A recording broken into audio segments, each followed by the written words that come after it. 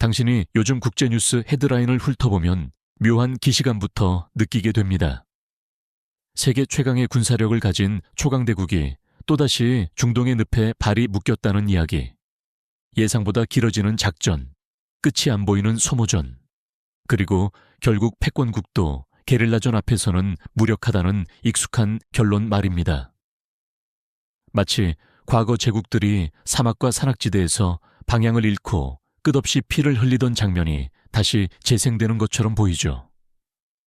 그런데 여기서 당신은 한 가지 불편한 질문을 던져야 합니다. 정말 이건 실패의 시작일까요? 아니면 완전한 붕괴를 위한 세팅일까요? 많은 사람은 전쟁을 너무 짧은 장면으로 봅니다.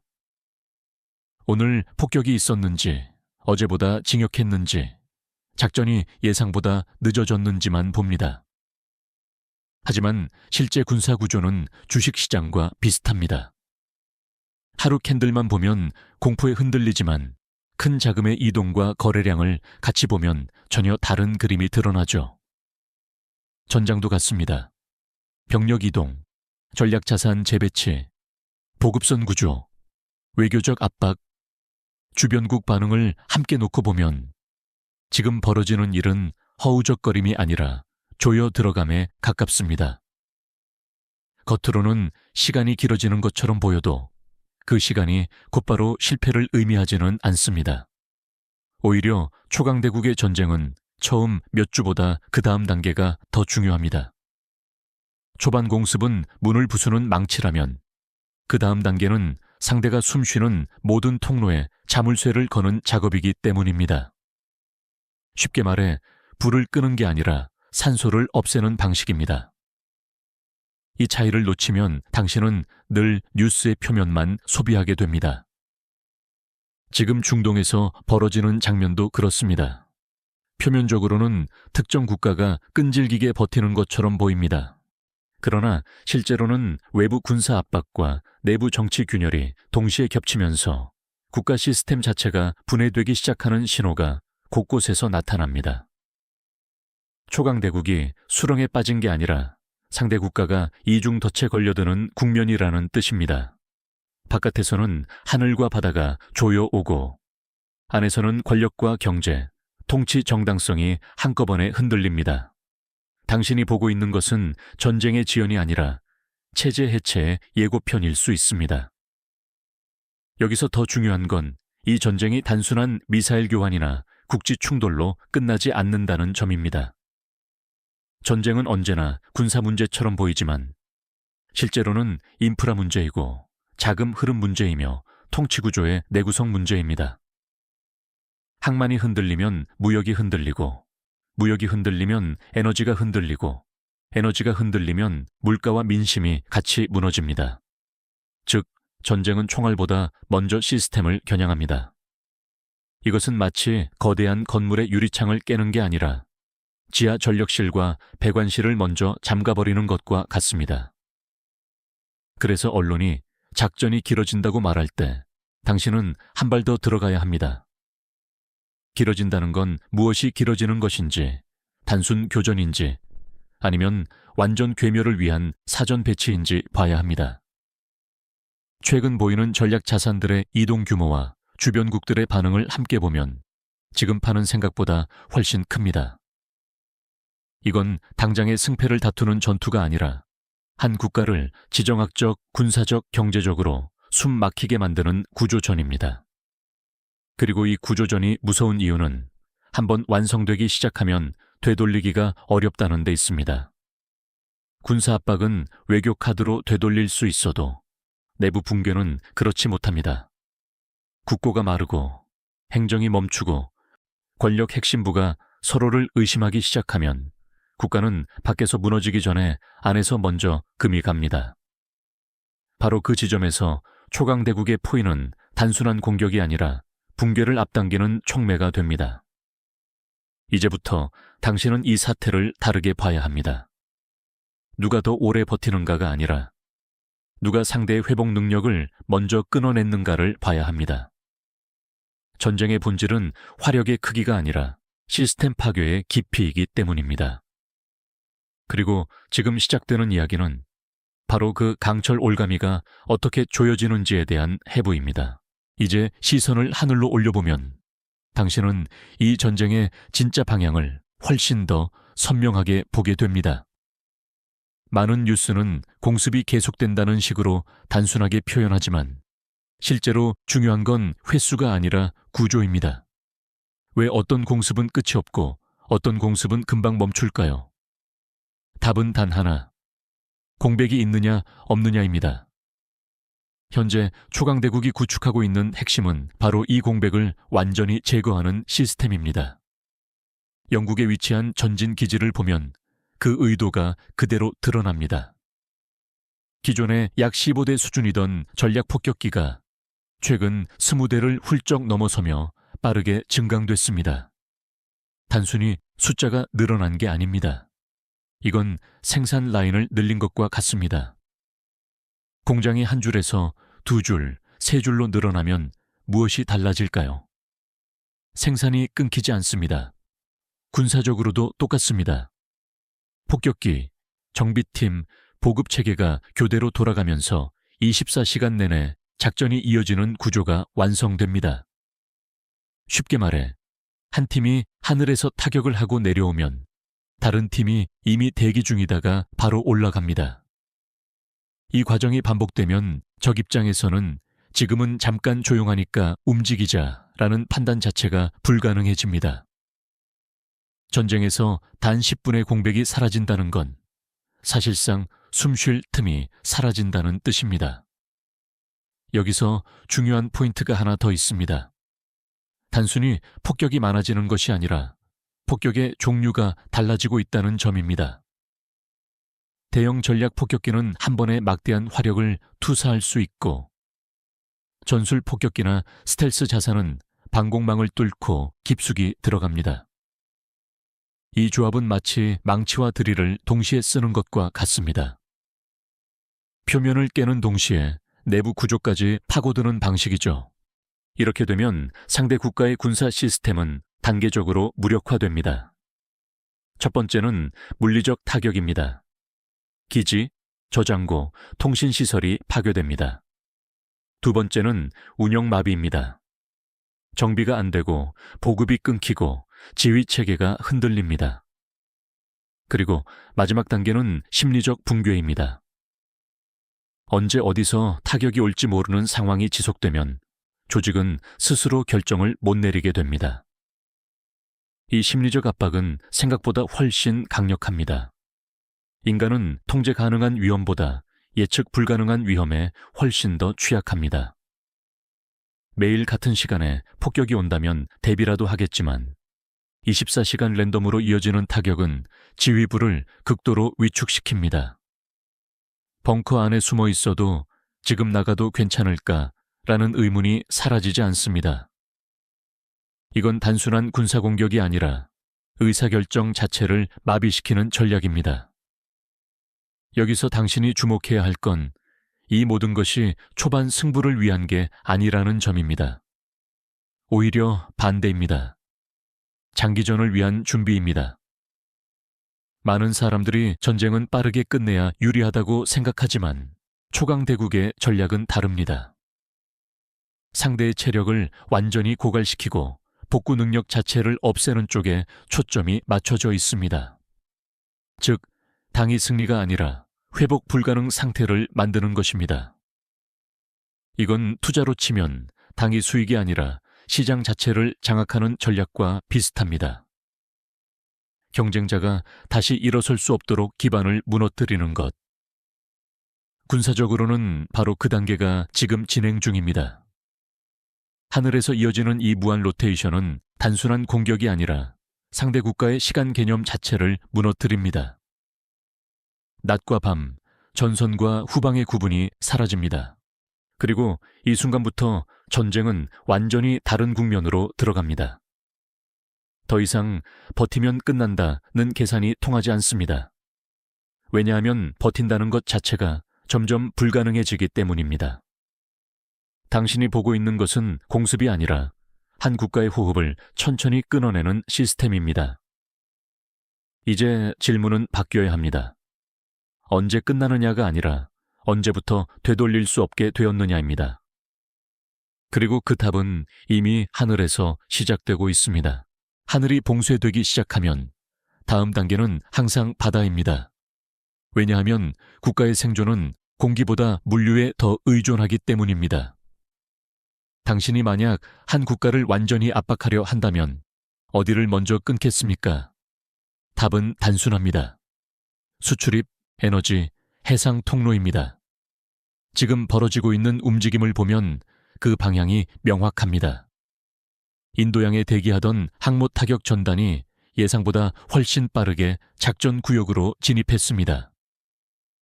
일반적으로 이런 전단은 교대 타이밍을 맞춰 움직이지만 이번에는 그 패턴이 깨졌습니다.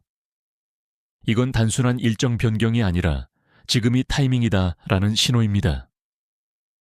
이 전단의 핵심은 단순히 항공모함이 아닙니다. 그 위에 실린 전력 구성이 훨씬 중요합니다. 수직 이착륙이 가능한 5세대 스텔스 전투기, 정밀 타격이 가능한 공격 헬기, 그리고 기동 헬기까지 포함된 복합 전력입니다.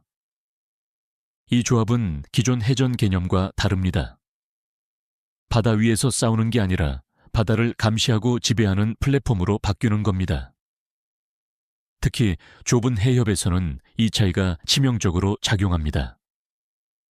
상대 국가는 그동안 비대칭 전술을 활용해 왔습니다. 대형 군함 대신 민간 선박으로 위장한 소형 고속정을 이용해 기습을 하는 방식입니다. 레이더를 피하고 지형에 숨어들고 갑자기 튀어나와 공격하는 전형적인 게릴라 전략이죠. 문제는 이 전략이 왜 지금까지 먹혔느냐입니다. 기존 해군 전력은 크고 강하지만 동시에 둔합니다. 마치 코끼리가 모기를 잡으려는 상황과 비슷합니다. 레이더는 넓은 바다에서는 강력하지만 복잡한 해안선과 섬 사이에서는 오히려 사각지대가 생깁니다. 하지만 공중에서 내려다보는 스텔스 전투기와 저공 비행하는 공격 헬기가 투입되면 상황이 완전히 바뀝니다. 위에서 보면 숨을 곳이 사라집니다. 작은 고속정은 더 이상 위장이 아니라 그냥 움직이는 표적이 됩니다. 즉, 상대의 핵심 수익 구조였던 해상 통제 전략이 한순간에 무력화되는 겁니다. 여기서 중요한 건 단순한 군사적 승리가 아닙니다. 경제적 타격입니다.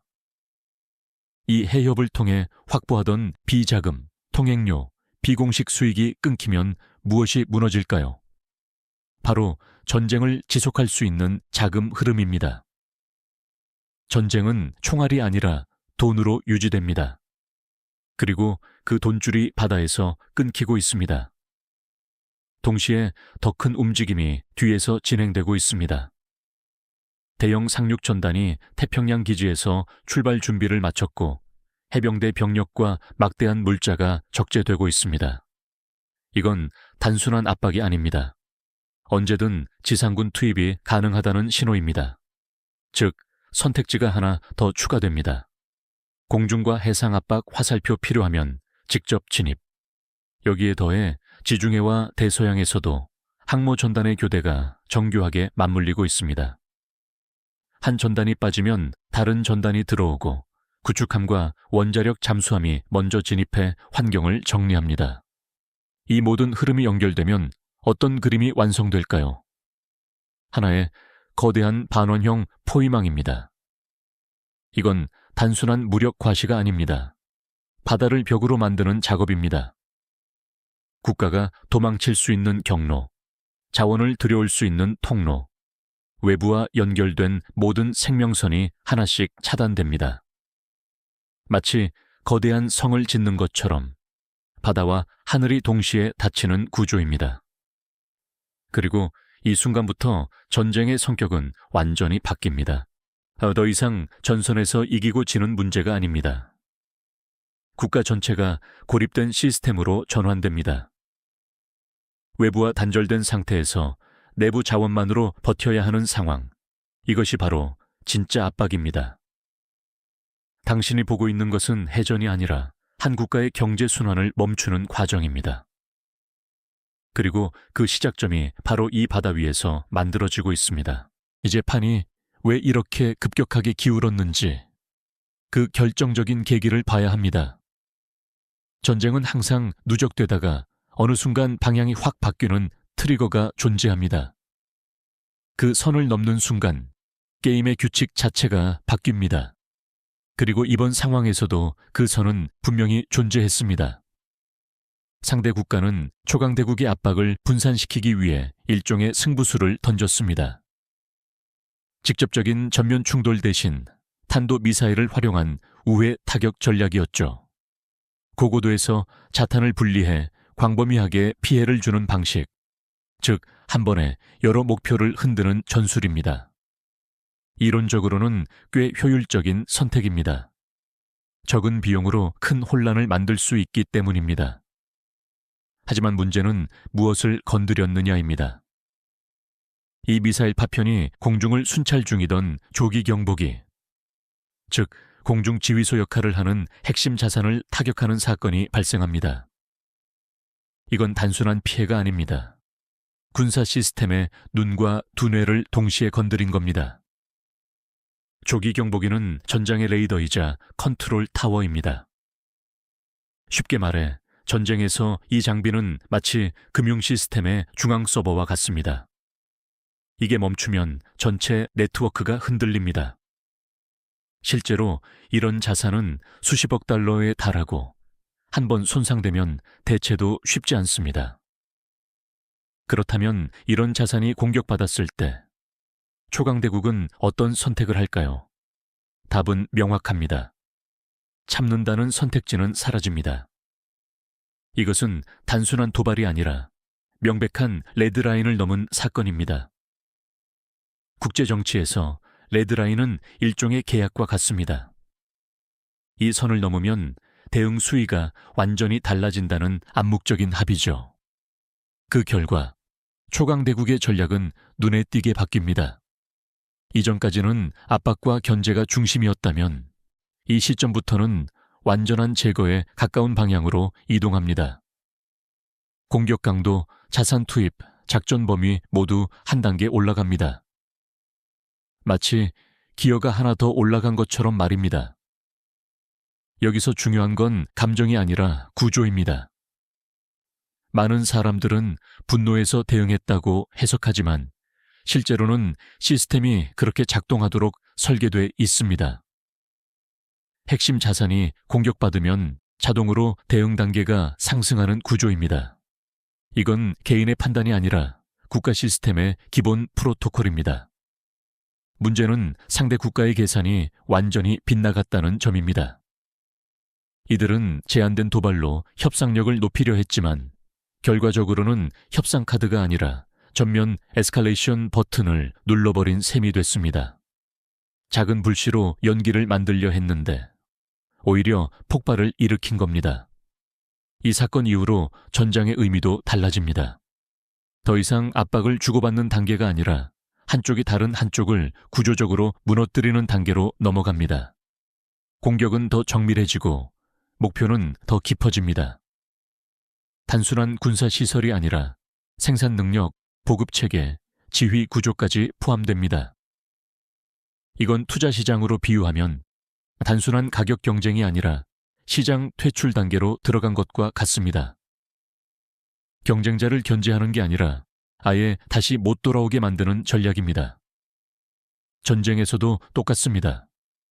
이 시점부터는 승리가 아니라 복구 불가능 상태가 목표가 됩니다. 그리고 이 변화는 외부에서만 일어나지 않습니다. 내부에도 영향을 줍니다. 압박이 강해질수록 내부 시스템은 더 빠르게 균열을 일으킵니다. 자원이 부족해지고 결정은 늦어지고 책임은 분산됩니다. 결국 외부 압박과 내부 불안이 동시에 커지는 구조가 만들어집니다. 당신이 봐야 할 핵심은 단 하나입니다. 이 전쟁은 어느 순간부터 되돌릴 수 없는 단계로 넘어갔다는 것. 그리고 그 전환점이 바로 이 사건이었습니다. 이제 남은 건 속도의 문제입니다. 얼마나 빠르게 무너질 것인가? 그리고 그 붕괴가 어디까지 확장될 것인가? 판은 이미 바뀌었습니다. 이제 전쟁의 무게중심은 완전히 이동합니다. 더 이상 초강대국 대 한 국가의 구도가 아닙니다. 주변국들이 어떤 선택을 하느냐가 판을 결정하기 시작합니다. 그리고 여기서 예상과 정반대의 흐름이 나타납니다. 처음에는 많은 국가들이 관망했습니다. 이유는 단순합니다. 괜히 끼어들었다가 불똥이 튀는 걸 피하려는 계산이었죠. 하지만 글로벌 인질 전략이 실행되면서 상황이 급변합니다. 직접 공격을 받은 국가들은 더 이상 중립을 유지할 수 없게 됩니다. 대표적인 사례가 이집트입니다. 이 나라는 지리적으로 전장과 거리가 있고 직접적인 적대 관계도 크지 않았습니다. 하지만 해상 물류 흐름이 바뀌면서 상황이 완전히 달라집니다. 원래 아시아에서 유럽으로 향하던 선박들이 특정 해협을 회피하고 남아프리카를 돌아가는 경로로 이동하기 시작합니다. 이 변화 하나로 어떤 일이 벌어질까요? 수에즈 운하 통행료 수입이 급감합니다. 이집트 경제에서 이 수입은 핵심입니다. 하루 수천만 달러 규모의 외화 유입이 줄어들면 바로 환율과 에너지 수입에 영향을 줍니다. 결국 전력 공급까지 흔들리면서 일부 지역에서는 실제 정전 사태가 발생합니다. 이건 단순한 경제 문제가 아닙니다. 국가 시스템 전체가 흔들리는 문제입니다. 전쟁에 참여하지 않았는데도 타격을 직접 받는 구조. 이 상황에서 과연 계속 중립을 유지할 수 있을까요? 결과는 분명합니다. 관망에서 개입으로 이동합니다. 이집트는 더 이상 방관자가 아니라 적극적인 이해 당사자가 됩니다. 그리고 비슷한 변화가 다른 국가들에서도 나타납니다.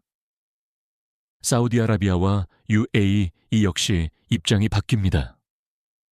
과거라면 확전을 우려해 긴장을 낮추려 했겠지만 지금은 다릅니다. 자국 내 민간 인프라가 공격받고 경제 기반이 위협받는 상황에서 더 이상 타협은 선택지가 아닙니다. 이들은 초강대국을 향해 명확한 메시지를 보냅니다. 지금 멈추지 마라. 완전히 제거하라. 단순한 휴전이 아니라 위협의 근원 자체를 제거하라는 요구입니다. 탄도미사일 시설, 드론 생산 기지, 그리고 그 배후 네트워크까지 포함됩니다. 이건 매우 중요한 변화입니다. 전쟁을 멈추라는 압박이 아니라 더 강하게 밀어붙이라는 압박이기 때문입니다. 즉, 외부 환경이 전쟁을 확장시키는 방향으로 움직이고 있습니다. 여기에 또 하나의 변수, 파키스탄이 등장합니다. 이 나라는 핵무기를 보유한 군사 강국이며 수십만 명 규모의 병력을 운영합니다. 최근 사우디와의 협력 관계를 기반으로 필요시 개입할 준비가 되어 있다는 신호를 보냅니다. 이건 단순한 외교적 발언이 아닙니다. 실제 군사 균형에 영향을 주는 요소입니다. 동쪽 국경까지 압박이 들어가면 상대 국가는 양면 전선을 고려해야 합니다. 자원은 분산되고 전략은 복잡해집니다. 이 모든 흐름이 합쳐지면 어떤 구조가 만들어질까요? 서쪽과 남쪽에서는 중동 강국들이 압박하고 동쪽에서는 새로운 군사 변수까지 등장합니다. 그리고 바다와 하늘에서는 이미 초강대국이 포위망을 구축하고 있습니다. 이건 더 이상 단일 전선이 아닙니다. 다층적 압박 구조입니다. 군사, 경제, 외교, 에너지 모든 요소가 동시에 작용합니다. 마치 여러 방향에서 동시에 벽이 좁혀오는 형태입니다. 그리고 이런 구조에서는 탈출 경로가 점점 사라집니다. 한 방향에서 돌파하려 해도 다른 방향에서 압박이 들어옵니다. 결국 선택지는 줄어들고 시간은 상대적으로 빠르게 흐르게 됩니다. 당신이 보고 있는 것은 동맹이 아니라 이해관계로 묶인 압력 시스템입니다. 그리고 이 시스템이 완성될수록 한 국가가 버틸 수 있는 시간은 급격히 줄어듭니다. 이 재판은 거의 닫혀가고 있습니다. 남은 변수는 내부입니다. 밖이 이렇게 조여올 때 안에서는 어떤 일이 벌어지고 있을까요? 이제 전쟁의 무게중심은 완전히 이동합니다. 더 이상 초강대국 대 한 국가의 구도가 아닙니다. 주변국들이 어떤 선택을 하느냐가 판을 결정하기 시작합니다. 그리고 여기서 예상과 정반대의 흐름이 나타납니다. 처음에는 많은 국가들이 관망했습니다. 이유는 단순합니다. 괜히 끼어들었다가 불똥이 튀는 걸 피하려는 계산이었죠. 하지만 글로벌 인질 전략이 실행되면서 상황이 급변합니다. 직접 공격을 받은 국가들은 더 이상 중립을 유지할 수 없게 됩니다. 대표적인 사례가 이집트입니다. 이 나라는 지리적으로 전장과 거리가 있고 직접적인 적대 관계도 크지 않았습니다. 하지만 해상 물류 흐름이 바뀌면서 상황이 완전히 달라집니다. 원래 아시아에서 유럽으로 향하던 선박들이 특정 해협을 회피하고 남아프리카를 돌아가는 경로로 이동하기 시작합니다. 이 변화 하나로 어떤 일이 벌어질까요? 수에즈 운하 통행료 수입이 급감합니다. 이집트 경제에서 이 수입은 핵심입니다. 하루 수천만 달러 규모의 외화 유입이 줄어들면 바로 환율과 에너지 수입에 영향을 줍니다.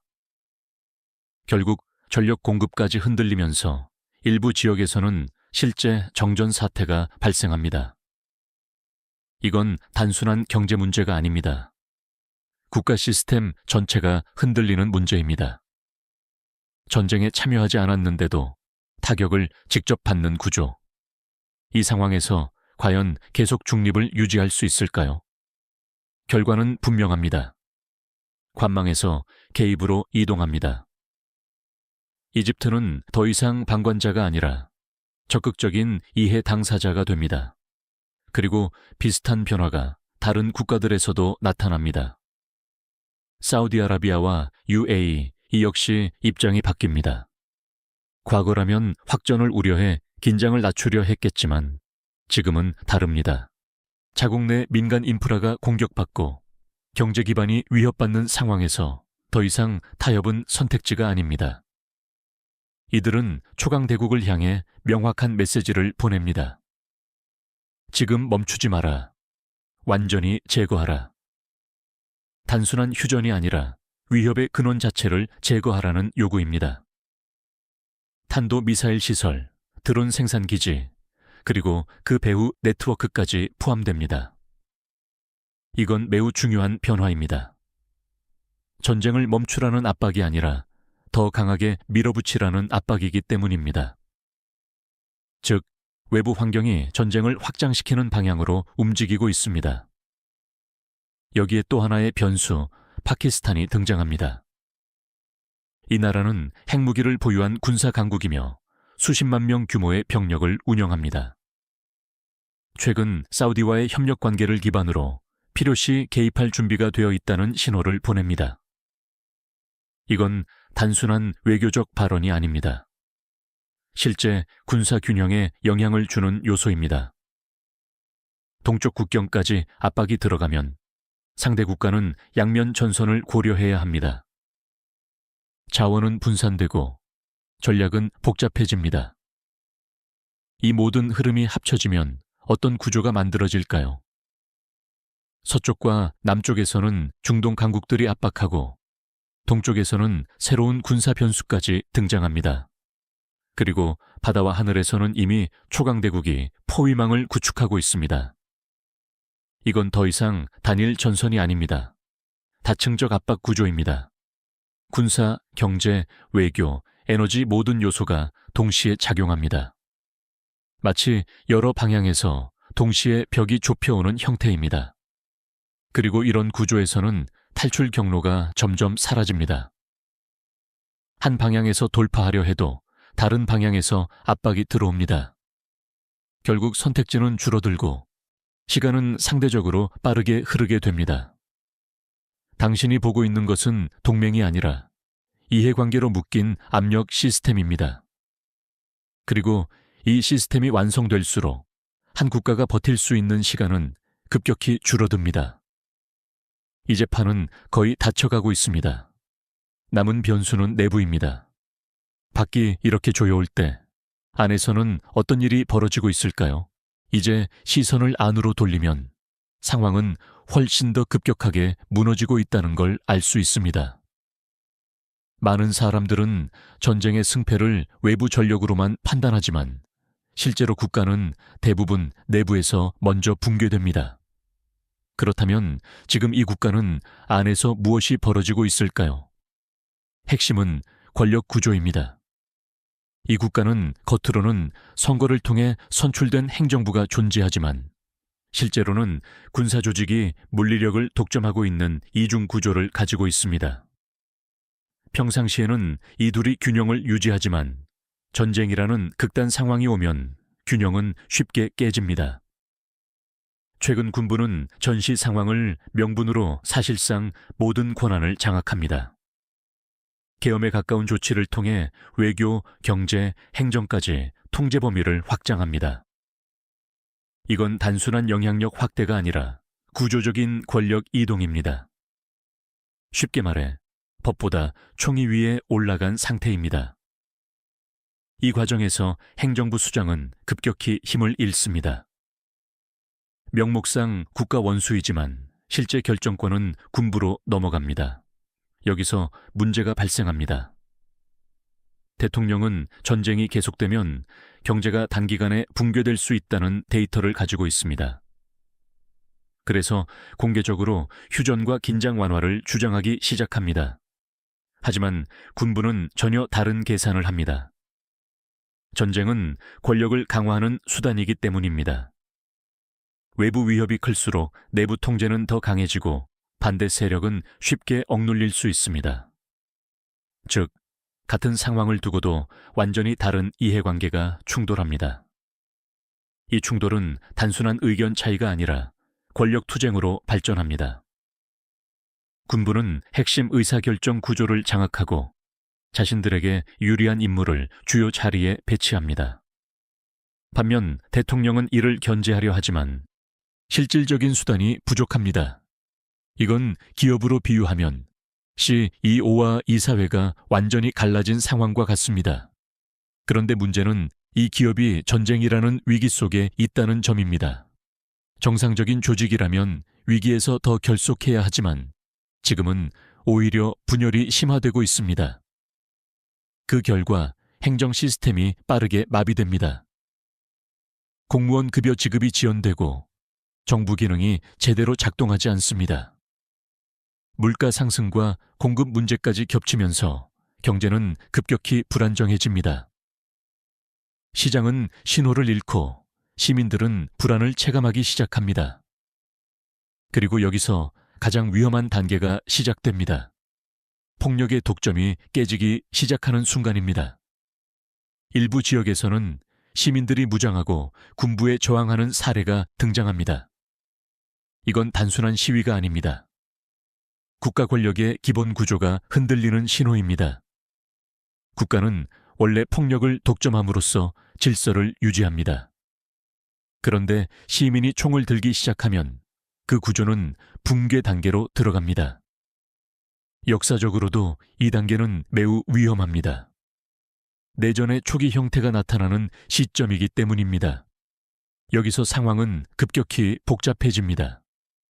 외부에서는 포위망이 좁혀오고 내부에서는 권력 충돌과 사회 불안이 동시에 확대됩니다. 자원은 줄어들고 통제력은 약해집니다. 이 두 가지가 겹치면 어떤 일이 벌어질까요? 시스템이 버티지 못합니다. 이건 단순한 군사 패배와는 다른 문제입니다. 전선에서 이기더라도 내부가 무너지면 국가는 유지될 수 없습니다.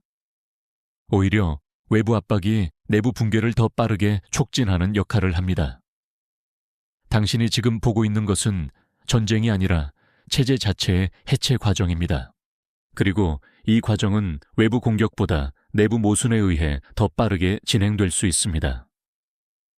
이제 마지막 단계로 넘어갑니다.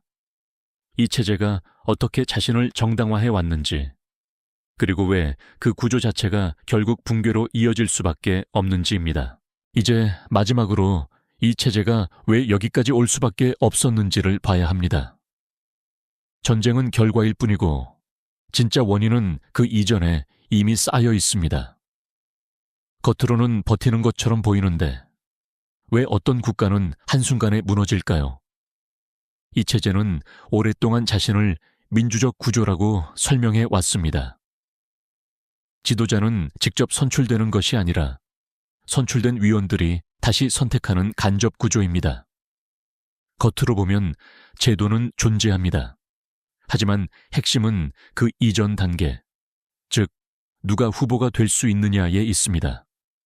후보 등록 자체가 철저하게 통제됩니다. 체제에 반대하거나 개혁 성향이 있는 인물은 애초에 배제됩니다. 결국 투표지는 선택처럼 보이지만 실제로는 제한된 옵션 중에서 고르는 구조입니다. 이건 경쟁이 아니라 관리된 선택입니다. 이 구조는 단기적으로는 안정성을 줍니다. 권력 교체가 없기 때문에 정책의 연속성이 유지됩니다. 하지만 장기적으로는 치명적인 문제를 만듭니다.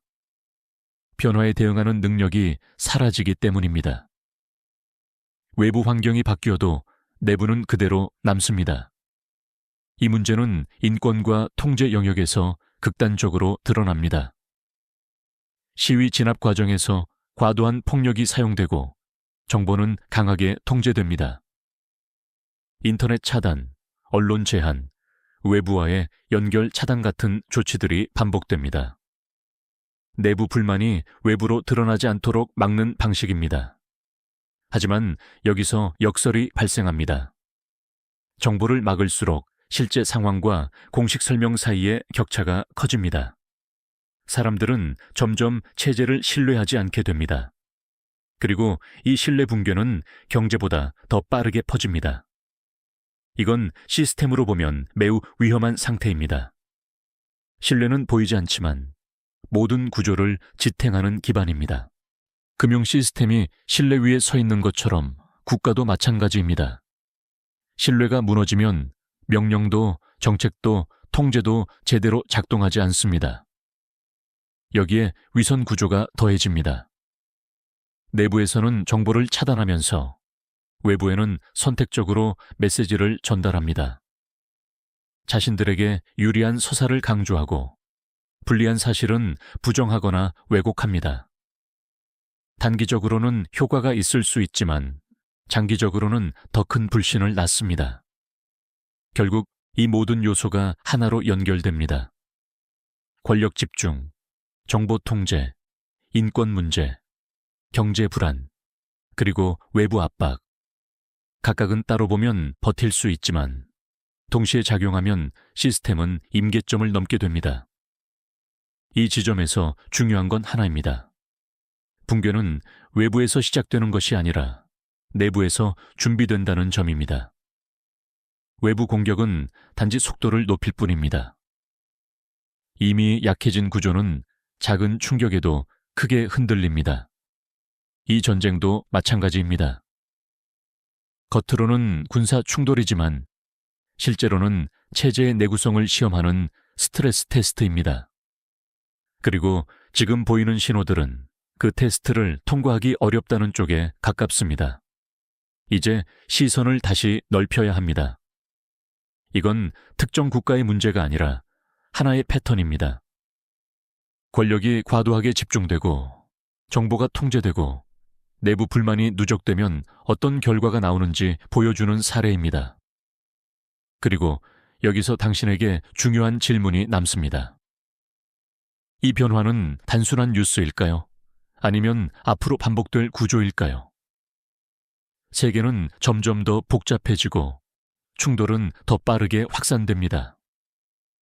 이런 환경에서 중요한 건 누가 옳은가가 아니라 어떤 구조가 오래 버틸 수 있는가입니다.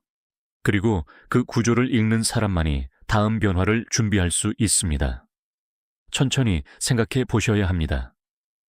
지금 우리가 보고 있는 이 붕괴는 하나의 사건이 아니라 하나의 신호일 수 있습니다. 더 큰 변화가 이미 시작됐다는 신호. 당신은 이 흐름 속에서 어디에 서게 될까요? 더, 원주 후, 리커그나이즈, 더 current before it becomes. wave. the ones who shape the future.